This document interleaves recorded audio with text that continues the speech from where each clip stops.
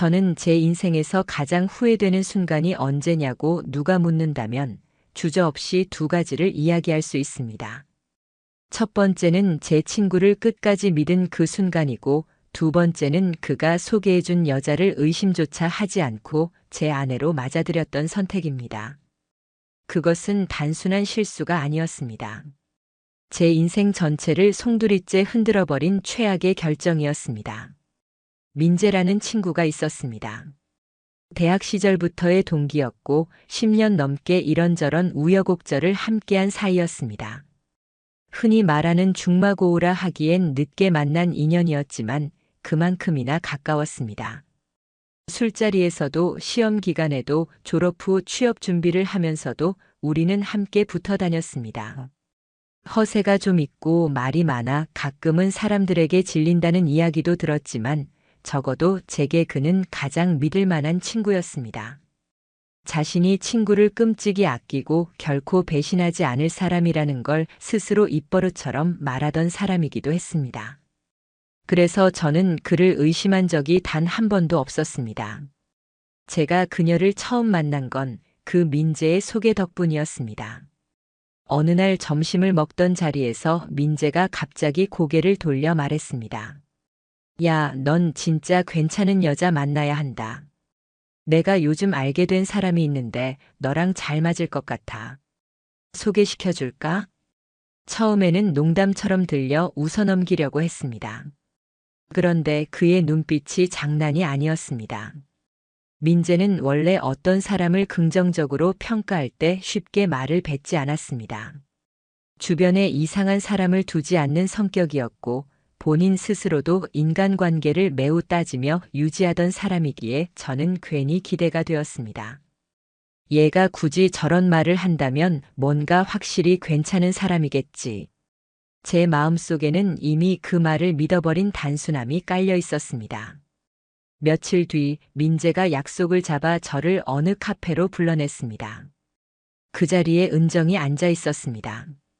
그녀는 단정한 옷차림에 수수한 분위기를 풍기는 사람이었습니다. 긴 머리를 단정하게 묶어 올렸고 화장은 거의 없는 듯 자연스러웠습니다. 시선을 마주치면 약간 부끄러운 듯 고개를 살짝 숙이거나 돌리곤 했습니다. 흔히 말하는 화려하고 눈길을 확 잡아끄는 타입은 아니었지만 오히려 그래서 더 오래 기억에 남았습니다. 그날 처음 느낀 인상은 조용하면서도 안정적인 사람 같다는 것이었습니다. 저는 이런 성격의 사람과는 쉽게 어울릴 수 없다고 늘 생각했지만 이상하게도 사소한 대화 속에서 편안함을 감지했습니다. 사실 첫 만남에서부터 큰 호감이 있던 건 아닙니다. 다만 민재가 옆에서 계속 분위기를 만들어 주었고 제가 말을 놓지 않으면 어색할 것 같은 묘한 압박이 흘렀습니다. 그는 이후로도 틈날 때마다 제가 은정과 만날 수 있는 자리를 의도적으로 주선했습니다. 술자리를 핑계 삼아 동아리 친구들 모임을 빙자해서 혹은 그냥 뜬금없이 둘이 따로 만나봐라며 떠밀듯이 장을 만들어주곤 했습니다. 저는 처음엔 그저 자연스러운 흐름이라 여겼지만 돌이켜보면 모든 게 그의 유도였던 겁니다. 만남이 이어지면서 저는 점점 그녀의 조용함 속에 스며들었습니다. 은정은 크게 말하지 않았습니다. 그러나 어떤 대화든 경청하는 태도, 상대를 불편하게 만들지 않으려는 배려가 느껴졌습니다. 직업은 문화센터 강사라고 했습니다. 생계를 위해 열심히 일하는 모습도 진지했고 부모님은 지방에 계셔서 혼자 산다 했습니다. 제 눈에는 안정적이고 성실한 삶을 사는 사람으로 보였습니다. 저는 갈수록 그녀에게 끌렸습니다. 연애는 빠르게 진행되었습니다. 저는 이미 나이가 차 있었고 결혼을 미루고 싶지 않았습니다. 연애를 시작하고 6개월쯤 지난 시점에 저는 조심스럽게 결혼 이야기를 꺼냈습니다.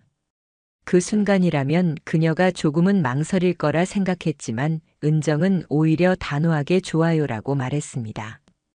그 한마디만으로도 저는 세상을 다 얻은 듯한 기분이었습니다.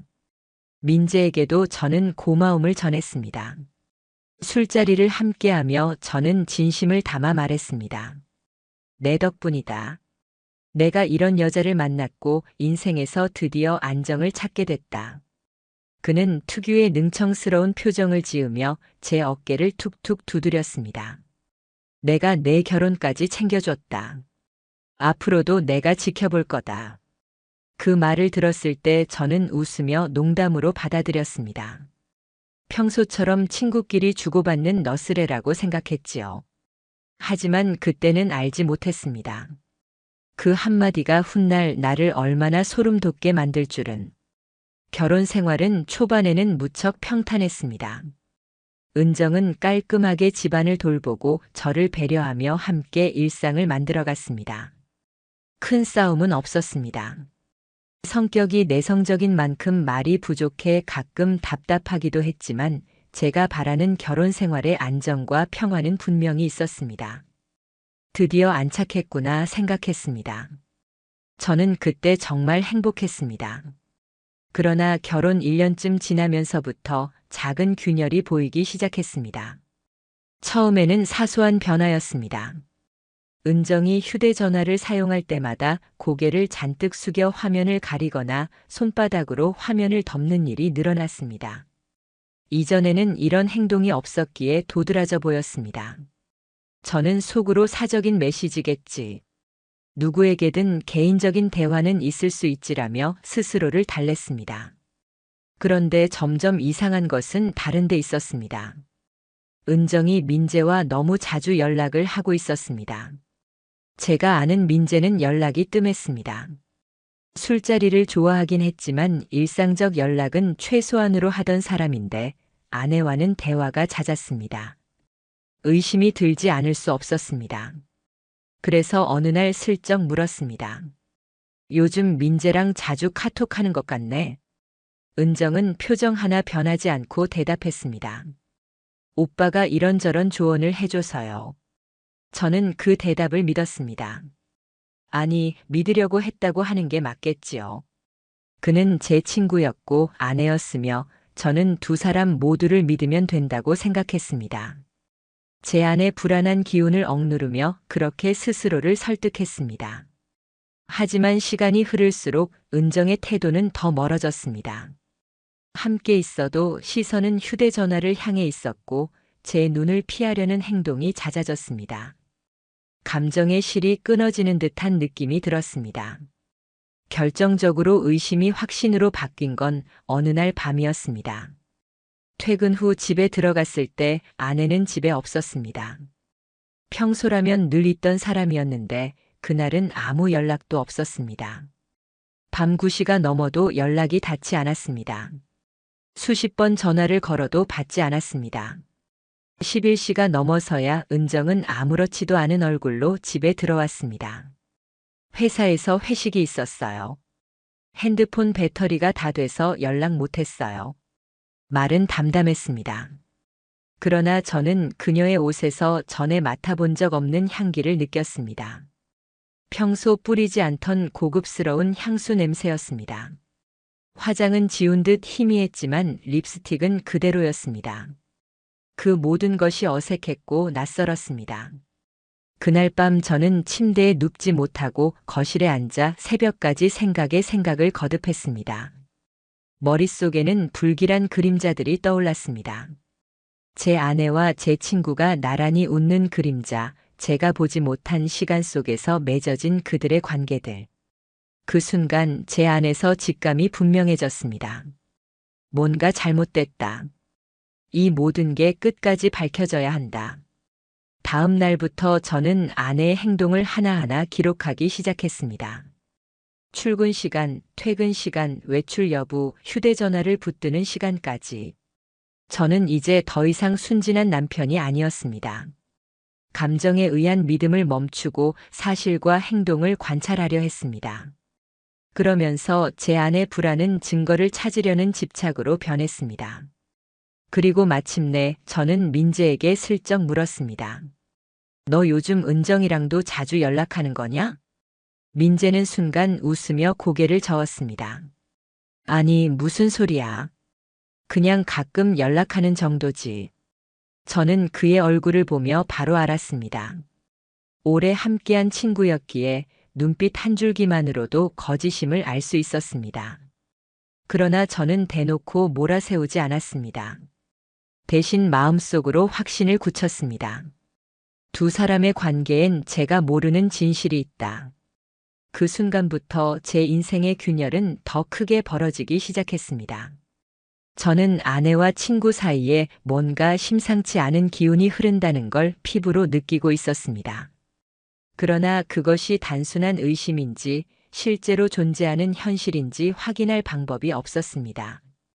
밤마다 뒤척이며 휴대전화를 붙잡은 아내의 옆모습을 바라보면서도 저는 스스로를 다그쳤습니다. 괜히 의심하기는. 내가 예민해서 그렇지. 민재는 오래된 친구고 은정은 내 아내다. 그 둘 사이엔 아무 일도 없다. 그러나 그 말은 더 이상 저 자신조차 설득하지 못했습니다. 운명은 묘하게도 결국 제게 확실한 증거를 들이밀었습니다. 그건 너무도 사소한 과정에서 시작됐습니다. 어느 주말 집안을 정리하던 중 오래된 박스가 눈에 띄었습니다. 대학 시절에 쓰던 물건들이고 한동안 잊고 지냈던 기념품들이었습니다. 먼지가 뿌옇게 쌓여 있었고 안에는 낡은 사진, 강의 노트, 그리고 전자기기 몇 개가 들어 있었습니다. 그중 제 눈에 들어온 것은 USB 하나였습니다. 자세히 보니 과거 민재가 저에게 건네준 것이었습니다. 순간적으로 대학 시절 우리가 함께 찍었던 영상들이 떠올랐습니다. 어쩌면 학창 시절 추억을 다시 볼 수 있겠다고 생각하며 저는 별 생각 없이 노트북에 USB를 꽂았습니다. 처음에 나타난 것은 예상대로였습니다. 여행, 모임, 연습실 같은 이름의 폴더들이 있었고 안에는 동아리 행사, 겨울 산행 같은 영상들이 들어 있었습니다. 대수롭지 않게 몇 개를 확인하다 저는 아주 특이한 폴더 하나를 발견했습니다. 이름은 수정본이었습니다. 다른 폴더들보다 글씨가 작은 듯 묘하게 숨겨둔 분위기를 풍기고 있었습니다. 순간 제 안에서 설명할 수 없는 불길한 감정이 일었습니다. 저는 잠시 망설이다가 결국 마우스를 움직여 폴더를 열었습니다. 안에는 단 하나의 영상 파일만이 있었습니다. 파일명은 알 수 없는 날짜와 숫자 조합이었고 기록된 날짜는 7년 전이었습니다. 제가 대학 3학년 무렵이었습니다.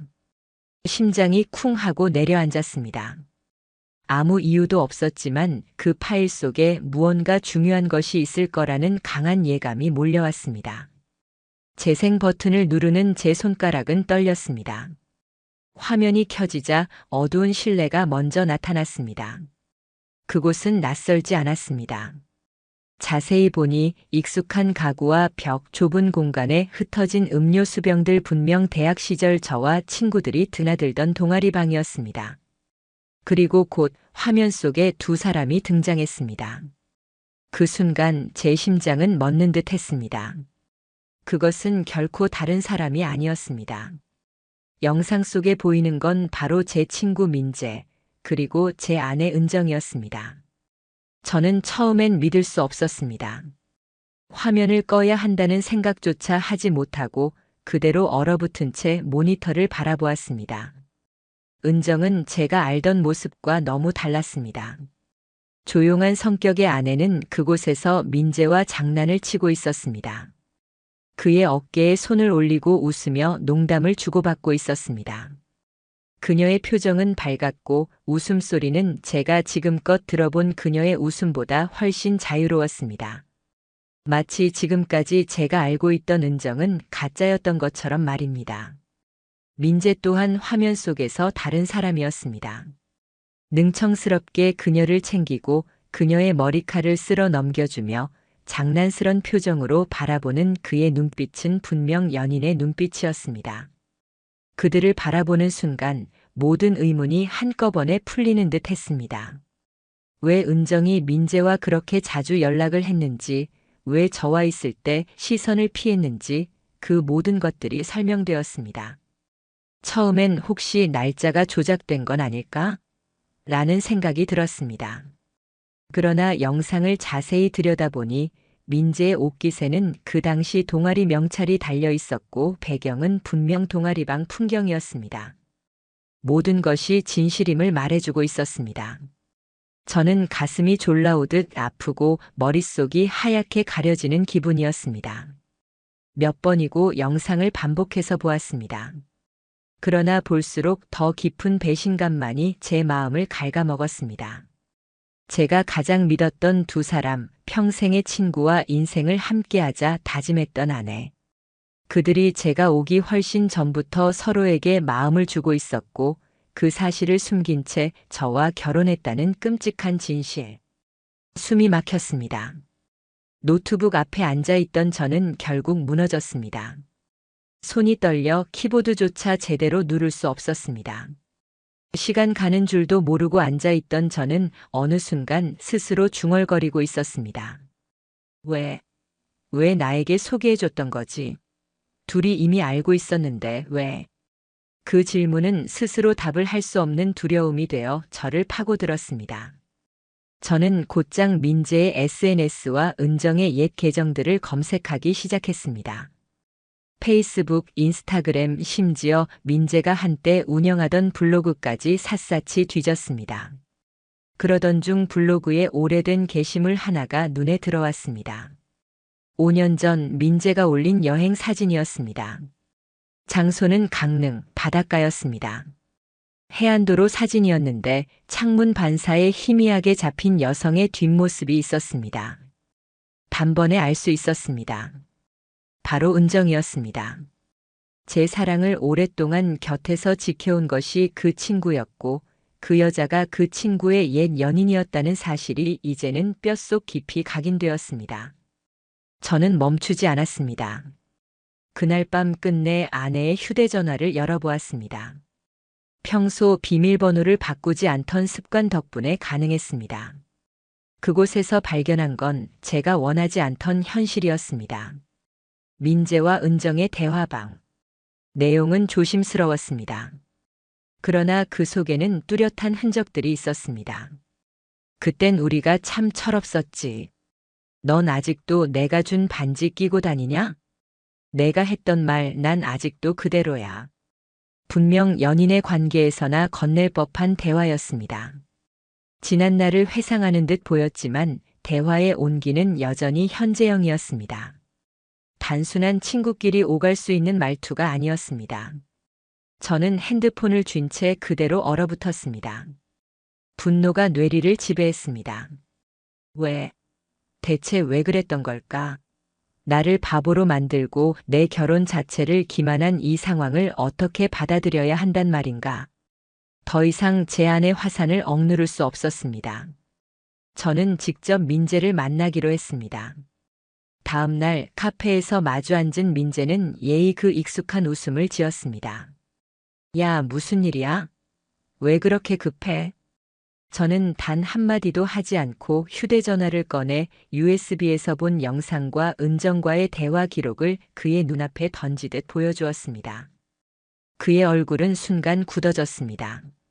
그리고 순식간에 창백해졌습니다. 저는 그 반응만으로 이미 모든 걸 확인했습니다.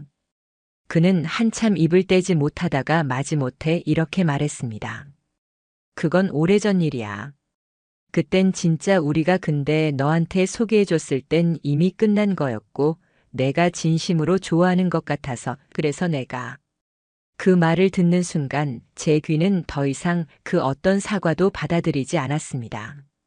저는 자리에서 벌떡 일어나 말했습니다. 끝났다고? 그러면 왜 지금까지도 연락하고 반지를 끼고 그따위 말을 주고받아?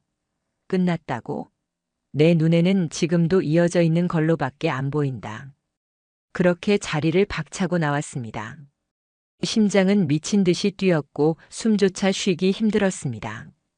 그리고 그날 밤 저는 아내 앞에 모든 것을 꺼내놓았습니다. 처음에 은정은 부인했습니다. 그건 예전 영상이에요. 아무 의미 없어요. 민재랑은 이미 아무 관계도 아니에요.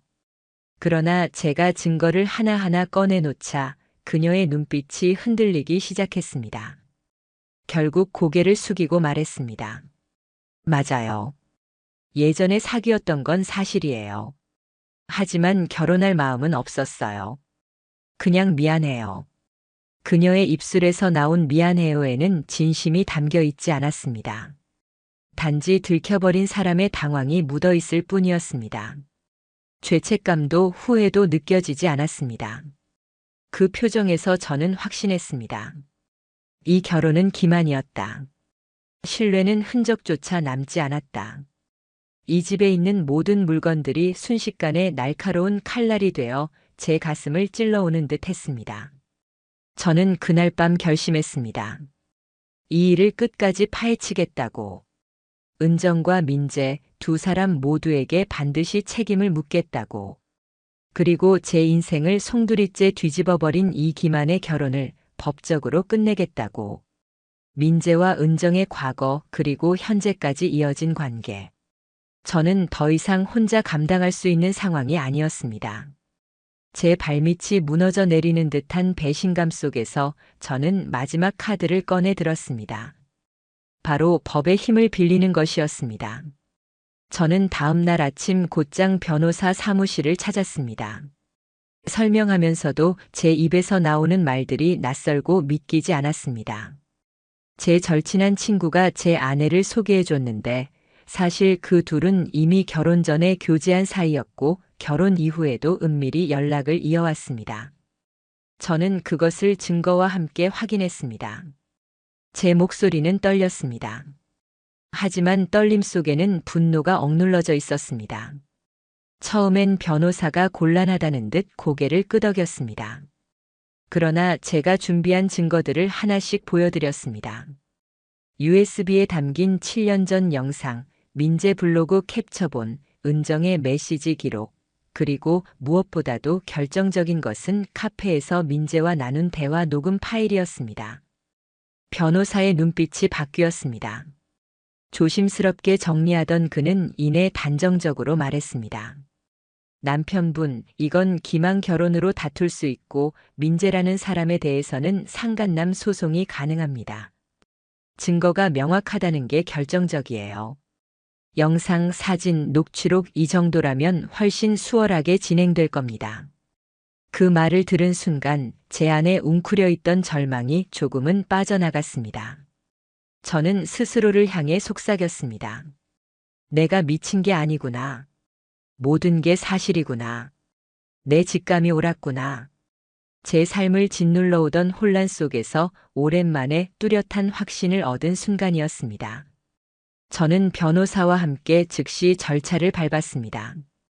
아내와의 관계는 이혼 소송으로 동시에 위자료 청구를 진행하기로 했습니다. 민재에 대해서는 상간남 소송장을 제출했습니다.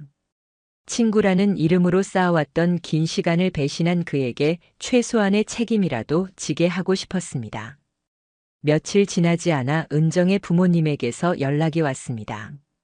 불쑥 들어온 전화에서 장모님은 떨리는 목소리로 저를 만나고 싶다고 했습니다. 만남의 자리는 한적한 찻집이었습니다. 장모님은 흰 얼굴로 눈가가 붉어진 채 저를 마주했습니다. 우리 은정이가 철이 없다 해도 마음만은 진심이었을 거야. 오래 전 민재를 만났던 건 사실이지만 끝난 사이라고 했어. 그래도 내가 더 좋다고 말하던 아이였다. 그 마음만큼은 믿어주면 안 되겠니? 저는 씁쓸한 웃음을 지으며 고개를 저었습니다. 장모님 마음이 진심이었으면 결혼 후 연락을 끊었어야죠. 그런데 여전히 반지를 끼고 있고 그때 그 말 아직 기억해? 그 같은 메시지를 주고받는데 그게 어떻게 끝난 건가요? 전 지금까지 기만당했습니다. 그 순간 장모님의 눈빛은 흔들리더니 결국 말을 잇지 못했습니다. 우리는 그렇게 대화를 끝냈습니다. 그 뒤로 은정의 가족은 저와 일절 연락을 끊었습니다. 아마도 이 문제를 굳이 드러내기보단 조용히 묻고 넘어가고 싶었던 듯 했습니다. 민재는 소송장을 받은 뒤 저에게 직접 전화를 걸어왔습니다. 한참 동안 통화 버튼을 누를지 고민했지만 결국 받았습니다. 그의 목소리는 당황과 억지가 뒤섞여 있었습니다. 야, 우리가 친구인데 이렇게까지 가야 하냐? 그건 다 과거 얘기잖아. 지금은 아무것도 없지 않냐. 증거라고 해봐야 옛날 얘기뿐이잖아. 저는 차갑게 대답했습니다. 그렇게 자신 있으면 법정에서 직접 말해라. 그 뒤로 민재에게서의 연락은 끊겼습니다. 법적 절차가 진행되는 과정은 생각보다 길고 버거웠습니다. 회사 일에는 도무지 집중할 수 없었고 사람 앞에 서 있는 것조차 힘겨웠습니다. 결국 저는 휴직계를 제출했습니다. 하루하루가 무너지는 듯 했고 대인 기피가 찾아왔습니다. 제 세상은 무너지고 있었습니다. 그러던 중 또 다른 뜻밖의 일이 저를 기다리고 있었습니다. 어느 날 인스타그램을 켰을 때 낯선 사람의 메시지가 도착해 있었습니다. 혹시 민재라는 사람과 법적 문제로 다투고 있지 않으신가요? 발신인은 자신을 민재의 옛 여자친구라고 소개했습니다. 처음에는 의심했습니다. 그러나 그녀는 민재와 함께 찍은 과거 사진들과 메시지 일부를 증거처럼 보여주었습니다. 모두 사실이었습니다. 그녀는 제게 이야기했습니다. 저도 그 사람한테 크게 상처받았어요. 그는 늘 여러 여자를 동시에 만났어요. 사랑받지 않으면 불안해하는 사람 같았습니다. 저는 그게 병 같다고 느꼈습니다. 그 말을 듣는 순간 지금까지의 의문이 전부 명확해졌습니다. 민재는 단 한 번도 진심으로 도덕적 관계를 지키려 한 적이 없는 인간이었습니다. 늘 여러 사람을 동시에 만났고 그 과정에서 수많은 사람들을 상처 입혔으며 저마저 파괴했던 겁니다. 저는 변호사를 찾아가 새로운 제보를 전했습니다. 변호사는 고개를 끄덕이며 설명했습니다. 반복적으로 비도덕적인 관계를 이어온 패턴은 재판 내에서 매우 불리하게 작용할 겁니다. 피해자의 구체적인 진술은 증거로 가치가 있습니다. 결국 저는 그녀의 동의를 얻어 진술서를 받아 법원에 제출했습니다. 이제 단순히 나 혼자만 겪은 배신이 아니라 그가 반복적으로 가해자였음을 보여줄 수 있었습니다. 제 사건은 점차 명백한 불법 행위로 굳어져 갔습니다. 문제는 재판의 과정이 그렇게 고통스럽다는 것이었습니다. 법정에 앉아 있으면 민재가 저를 바라보며 늘어놓는 거짓말이 제 귀를 뒤틀리게 했습니다. 그건 옛날 얘기일 뿐이라든가 지금은 아무 일도 없다는 말. 눈앞의 증거를 보고도 녹취와 사진, 문자들 속에서도 그는 여전히 회피하는 말만 내뱉었습니다. 은정은 초반 몇 번 출석한 뒤엔 아예 모습을 감추었습니다. 그대로 거리를 두고 변호사를 앞세워 형식적으로만 대응했습니다. 저는 그 모든 과정을 단단히 견뎠습니다. 분노에 휘둘리면 오히려 제가 약자가 되리라는 걸 알았습니다. 그래서 처음부터 끝까지 증거와 사실만으로 대응했습니다. 제가 법정에 나갈 때마다 스스로 되뇌던 말이 있습니다. 이건 내가 미쳐 날뛸 사건이 아니라 진실이 드러날 사건이다. 날이 흐르고 재판은 서서히 끝을 향해 갔습니다. 재판은 길고도 고통스러운 여정이었습니다. 하지만 결국 끝은 찾아왔습니다. 그날 아침 저는 손에 땀을 쥐고 판결문을 받아들었습니다. 법원은 민재에게 3천만 원 위자료 지급을 명령했고 은정에게는 이혼과 함께 5천만 원 위자료 판결을 내렸습니다. 판사의 목소리가 법정 안을 울릴 때 제 귀에는 웅웅거리는 울림만 남았습니다. 제가 제출했던 영상, 블로그 캡처, 녹취록, 문자와 사진들, 그리고 민재의 전 여자친구가 내어준 진술까지. 그 모든 것들이 판결을 내리는데 결정적이었습니다. 하지만 서류에 찍힌 숫자만 본다고 해서 마음속의 허망함이 사라지는 건 아니었습니다. 재판이 끝난 그 순간 누군가라면 환하게 웃었을지도 모르겠습니다. 정의를 얻었다, 법이 인정해줬다고 말할 수도 있었을 겁니다. 그러나 제 심정은 달랐습니다.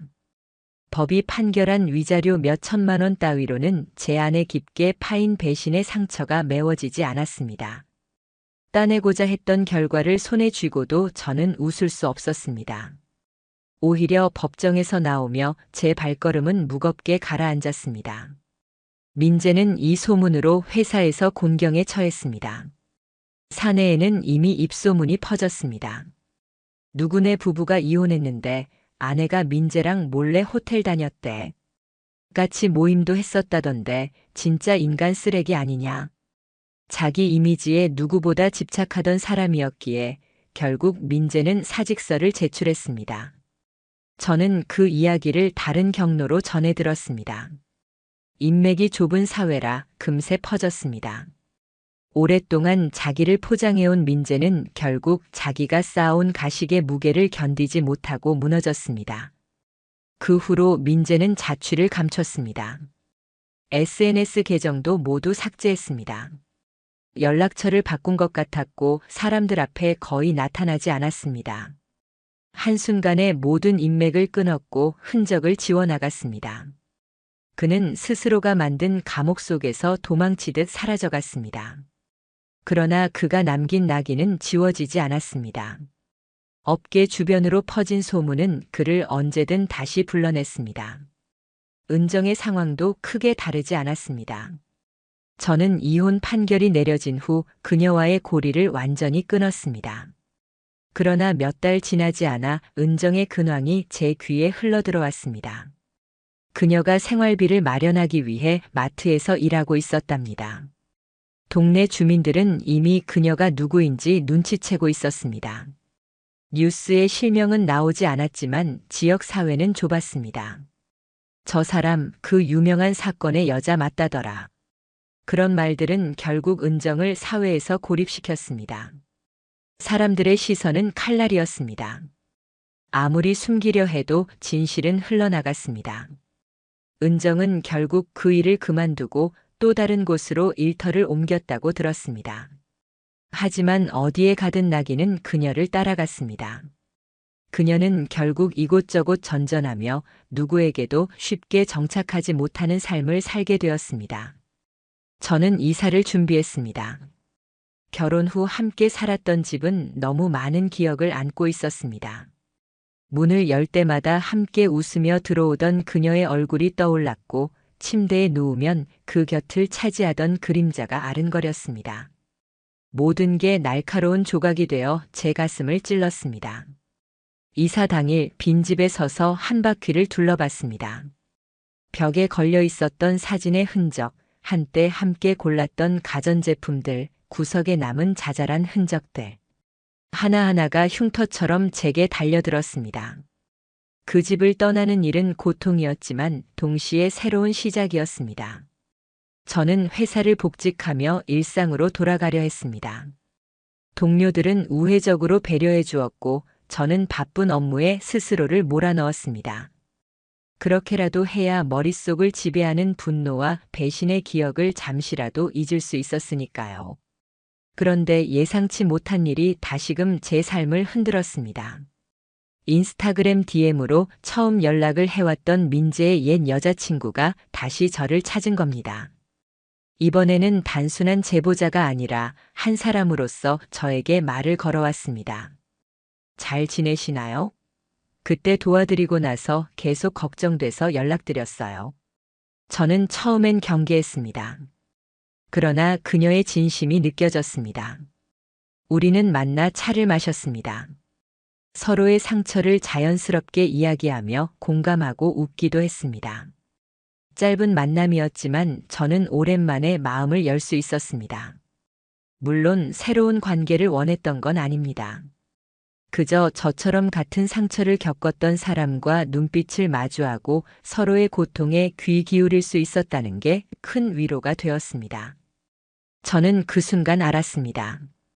아, 나도 여전히 사람을 믿고 싶어 하고 누군가와 마음을 나누고 싶어 하는구나. 그건 절망 속에서 얻은 작은 희망이었습니다. 그럼에도 내 심장 깊은 곳에는 여전히 굳은 치욕과 분노의 잔재가 남아 있었습니다. 내가 믿었던 친구가 칼을 꽂았고 내 아내는 날 속였습니다. 그 사실은 지워지지 않았습니다. 그러나 저는 깨달았습니다. 상처가 사라지지 않는다 해서 인생이 끝나는 건 아니었습니다. 상처 위에 새로운 길을 놓을 수 있었고 저는 그 길 위로 천천히 걸어가기 시작했습니다. 법원이 내려준 판결은 민재와 은정을 법적으로 심판했지만 제 인생의 진짜 의미 있는 심판은 결국 저 자신의 선택이었습니다. 그들을 기억하며 무너지느냐 아니면 그 상처를 딛고 다시 살아가느냐. 제가 할 수 있는 답은 단 하나였습니다. 나는 다시 살아야 한다. 내가 무너져버리면 정말로 그들의 승리다. 그 결심으로 저는 무너진 마음을 세워나갔습니다. 심리 상담을 받았고 운동을 하며 몸을 다시 채웠습니다. 책을 읽으며 사고를 다독였고 새로운 취미를 찾으려 애썼습니다. 그 과정 하나하나가 저 자신을 조금씩 되돌리는 여정이었습니다. 그 과정 속에서 저는 제 삶의 진실을 깨달았습니다. 사랑과 믿음은 귀하고 아름다운 것이지만 그것이 상대방의 기만 위에 세워진다면 결국 흉기로 변한다는 걸 말입니다. 그리고 한 번의 기만은 단순히 개인의 감정이 아닌 삶 전체를 무너뜨릴 수도 있다는 것도 저는 생각했습니다.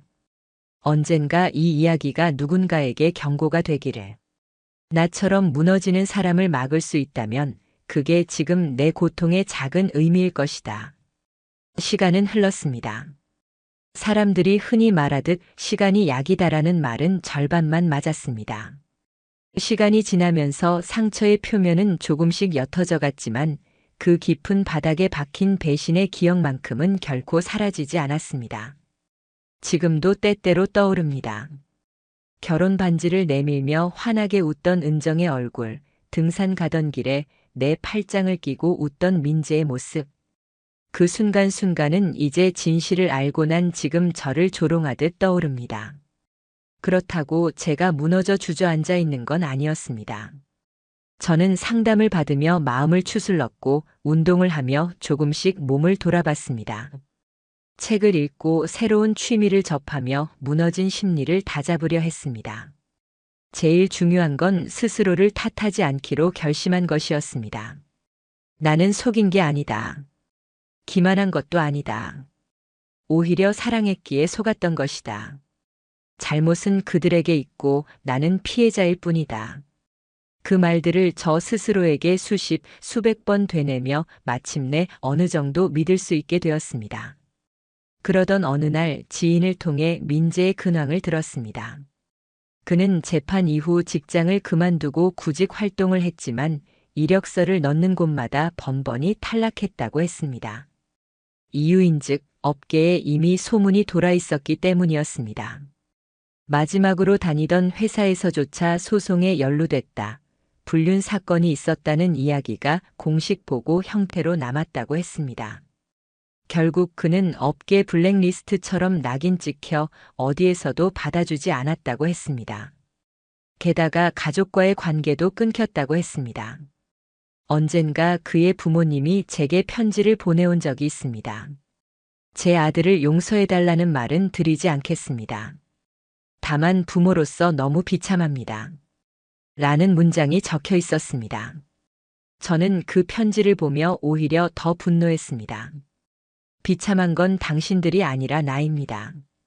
저는 믿었던 친구와 아내로부터 동시에 칼을 맞았고 삶이 산산이 부서졌습니다. 은정의 소식도 들렸습니다. 몇 차례 직장을 옮기며 버텼지만 결국 사람들의 시선이 늘 따라붙었습니다. 저 사람 그 사건의 여자 아니냐? 하는 수군거림에 견디지 못하고 또 일을 그만뒀다고 했습니다.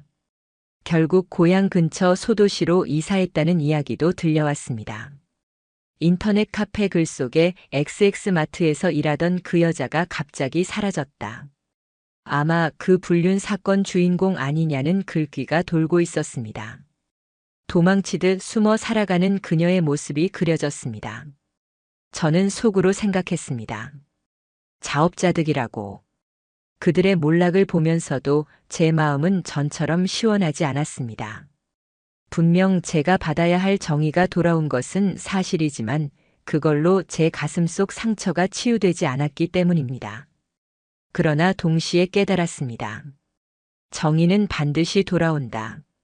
시간이 걸리더라도 상처 입은 이에게 언젠가는 복수가 주어진다. 그러던 중 저는 우연히 유튜브에서 법률 전문 프로그램을 보게 되었습니다. 한 변호사가 불륜과 관련된 사건을 설명하며 이렇게 말했습니다. 불륜은 단순히 도덕적인 잘못이 아닙니다. 상대방 인생을 송두리째 망가뜨리는 범죄에 가까운 행위입니다. 그래서 법은 반드시 책임을 묻는 것입니다. 그 말을 듣는 순간 제 눈에 눈물이 고였습니다. 그래, 내가 겪은 건 단순한 부부싸움이나 개인 간의 갈등이 아니었어. 내 인생을 송두리째 무너뜨린 범죄 같은 것이었지. 그러니 내가 이렇게 힘들었던 게 당연한 거야. 저는 그 말을 마음속 깊이 새기며 다짐했습니다. 언젠가 내 이야기도 누군가에게 경고가 될 수 있길, 그래서 나 같은 피해자가 더 이상 생기지 않길. 지금의 저는 예전과는 전혀 다른 인생을 살고 있습니다.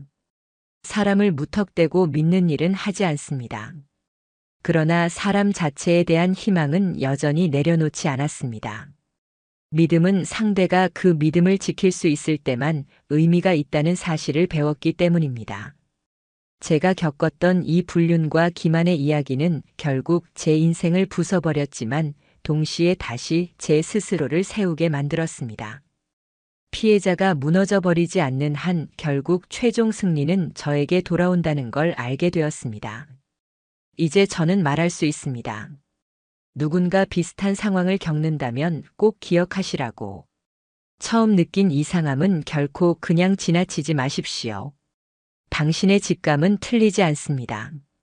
사랑이라는 이름 아래 숨겨진 거짓은 언젠가는 반드시 본색을 드러냅니다.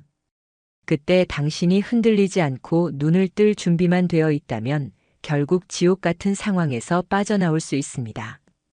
저는 그 지옥에서 살아나왔습니다. 이제는 새로운 삶을 살고 있습니다.